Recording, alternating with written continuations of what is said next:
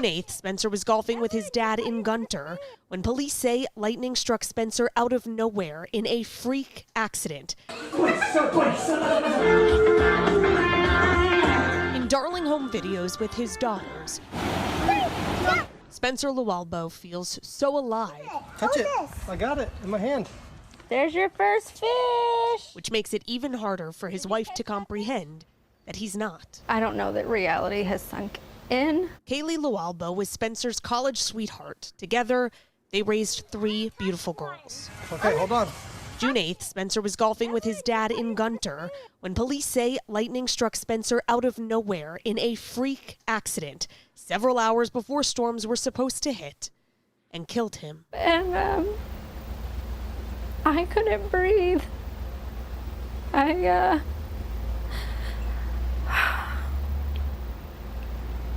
I just knew. Kaylee said her husband was the most generous man she knew.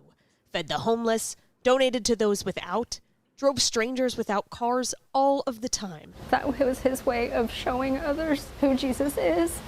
And it just came so natural to him. Daddy was really kind. He was the kind of person who really believed in Jesus. Here, Daddy. Their 8-year-old daughter, Evelyn, loved hunting and fishing and playing dress-up with her girl dad. But first, wanted to talk about her father's faith. And we'd read a little Bible story together, and he'd say prayers for me. Kaylee hopes sharing a bit about her husband inspires others to be generous and kind, joyous and faithful. I hope that they're encouraged to be more like my husband. The traits Spencer so clearly instilled in his girls during their short time together. I know that he's with God and all of his problems have gone away and he's really happy and he still remembers us and he's still in my heart. In Double Oak, I'm Sydney Persing. You know, everything that little girl said at the end is spot on. You can tell that Dad really made an impact in the lives of his girls. It's heartbreaking. It almost kind of brings me to tears because I have 2 sons and I love my sons, but I always wanted a daughter. There's something about that relationship between a father and his daughter and a mother and her son. And when I watch the video and I see him sitting there with all 3 of his girls wrapped around him and he's reading to them, oh man, if men could just really understand the impact. And I'm not saying all men because there are some that do.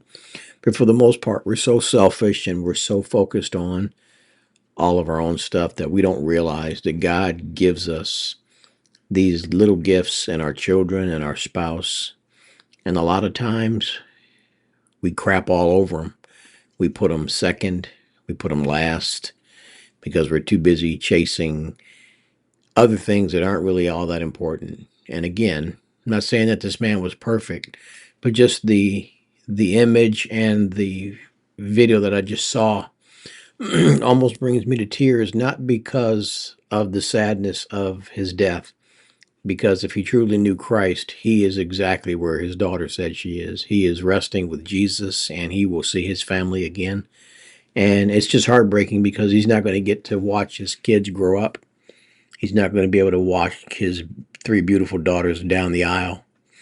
He's not going to be able to be that impression, that example for his daughters. I pray, as young as they are, that he was able to instill something in them, that they grow up and they seek a man that models who their father was. So again, we come across stories like this. I don't believe there's any accident. So just pray for this family that is dealing with a tragedy. And I don't care if you know Christ or not, if you have a relationship with him or not, there's going to be a lot of questions asked, like, why, God, why? You know, why did the lightning strike him and not his father? Why was it just a freak thing that happened when storms hadn't even started yet? There's all these questions of why. But the thing about it is, the Bible makes it very clear. It says, man's plans are many, but it's the Lord's plan that prevails. That's in the book of Proverbs. And it's so true, you know. It's so important to make sure that you have a relationship with God because you never know when he's about to say, your time's up.